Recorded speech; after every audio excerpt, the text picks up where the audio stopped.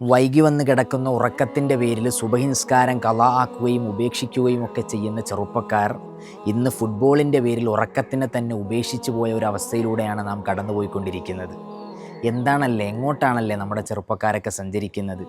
ഓരോ ജില്ലകളിലും കട്ടൗട്ട് വെക്കാനും ഫ്ലക്സ് വെക്കാനും പണം സമ്പാദിക്കുന്നതിൻ്റെ ഓട്ടത്തിലാണ് ചെറുപ്പക്കാർ. അവർക്ക് ഉറക്കം ഒരു പ്രശ്നമേ അല്ല. എത്രയെത്ര ന്യൂസുകൾ നാം ഡെയിലി കാണുന്നുണ്ട്. എന്നിട്ടും അതൊന്നും നിങ്ങൾക്കൊന്നും ഒരു ചൂടുമില്ല. നിങ്ങൾക്ക് തന്നെ ഒരു 5 രൂപയുടെ മിഠായി വാങ്ങിച്ചു തരാത്ത ആൾക്കാർക്ക് വേണ്ടി നിങ്ങൾ കിടന്ന് ഓടുകയാണ് ലക്ഷങ്ങൾ പൊടിക്കാൻ. 200-300 ഒക്കെ അടി ഉയരത്തിലുള്ള കട്ടൗട്ടിന് വേണ്ടി പണം സമ്പാദിക്കാൻ ഉറക്കം മാറ്റി വെച്ച ഒരുപറ്റം ചെറുപ്പക്കാർ ഇത് ശ്രദ്ധിക്കണം. കഴിഞ്ഞ ഫിഫ വേൾഡ് കപ്പിലല്ലേ കോട്ടയത്തൊരു മുസ്ലിം ചെറുപ്പക്കാരൻ കട്ടൗട്ട് വെച്ചിട്ട് തിരിച്ചിറങ്ങുന്നതിൻ്റെ ഇടയിൽ കാലുവഴുതി വീണ് മരണപ്പെട്ട വാർത്ത. നിങ്ങളൊന്ന് ചിന്തിക്കണ്ടേ? നമുക്ക് കട്ടൗട്ട് വെച്ചിട്ട് തിരിച്ചിറങ്ങുന്ന ആ സ്ഥലം മാത്രമല്ല, അത് കഴിഞ്ഞിട്ട് പിന്നൊരു ഇറക്കവും കൂടിയുണ്ട്. ആ ഒരു ഇറക്കം നമ്മളുടെ വിശാലമായ ലോകമാണ്. ഇവിടെ നമ്മൾ താൽക്കാലിക യാത്രക്കാർ മാത്രമാണ്.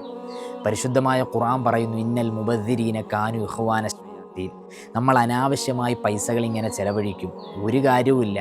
എന്നാൽ ഇത്തരം ദുരുപയോഗക്കാരൊക്കെ ശൈത്താൻ്റെ കൂട്ടത്തിൽ പെട്ടുപോയി. നഊദു ബില്ലാഹ്, അള്ളാഹു നമ്മളെ കാക്കട്ടെ. ഇതൊക്കെ കേൾക്കുമ്പോൾ നിങ്ങളൊരു പക്ഷേ ചിന്തിക്കും, ഇസ്ലാം കളിക്കും വിനോദത്തിനൊക്കെ എതിരാണെന്ന്. ഒരിക്കലുമല്ല.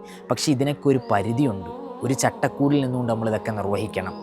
കളിയുടെ പേരിൽ, ഉറക്കത്തിൻ്റെ പേരിൽ നിസ്കാരം അലോസരപ്പെടുത്തിക്കൊണ്ടിരിക്കുമ്പോൾ വലിയൊരു വിചാരണയുടെ ലോകം നാളെ നമ്മൾക്ക് നടക്കാനുണ്ട്. സൃഷ്ടാവിൻ്റെ മുമ്പിൽ ഞാനും നിങ്ങളൊക്കെ പോയി നിൽക്കേണ്ടവരാണ്. അസ്വഹത്തു വൽ ഫറാഗ്, നമ്മളുടെ ആരോഗ്യത്തെക്കുറിച്ച്, ഒഴിവ് സമയത്തെക്കുറിച്ച് ഇതൊക്കെ സൃഷ്ടാവിൻ്റെ മുമ്പിൽ ചോദ്യം ചെയ്യലുണ്ട്. അതിനുള്ളൊരു ഉത്തരവും കൂടി കണ്ടെത്തിയിട്ട് വേണം നിങ്ങളെ സഞ്ചരിക്കാനെന്ന് വളരെ വിനയത്തോടു കൂടി ഞാൻ നിങ്ങളോട് ഓർമ്മപ്പെടുത്തുകയാണ്.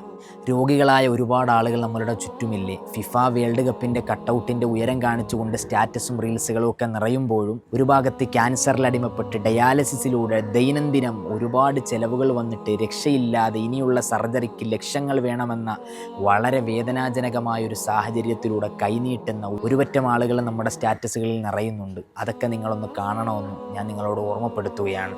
ഇത് പറയുമ്പോൾ ഉസ്താദിന് വേറെ പണിയില്ലേ, നിങ്ങൾ നിങ്ങളുടെ പരിപാടി ചെയ്യുമെന്ന് പറഞ്ഞ് ആക്ഷേപിക്കാനും തെറിവിളിക്കാനും കമൻറ്റ് ബോക്സിൽ മോശമായ രീതിയിലുള്ള പ്രതികരണവുമായി വരുന്നതിന് മുമ്പ് ഒരു നിമിഷം നിങ്ങൾക്ക് ചിന്തിക്കാൻ വേണ്ടി ഞാൻ വിട്ടു തന്നിരിക്കുന്നു.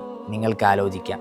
എത്രയൊക്കെ പറഞ്ഞ് എന്നെ തള്ളിയാലും ദീനിൻ്റെ ഹക്കായ പാതയെ ആർക്കും തള്ളാൻ പറ്റില്ലല്ലോ. ഇനി നിങ്ങളാണ് ചിന്തിക്കേണ്ടത്. ഇൻഷാ അല്ലാഹ് വീണ്ടും കാണാം.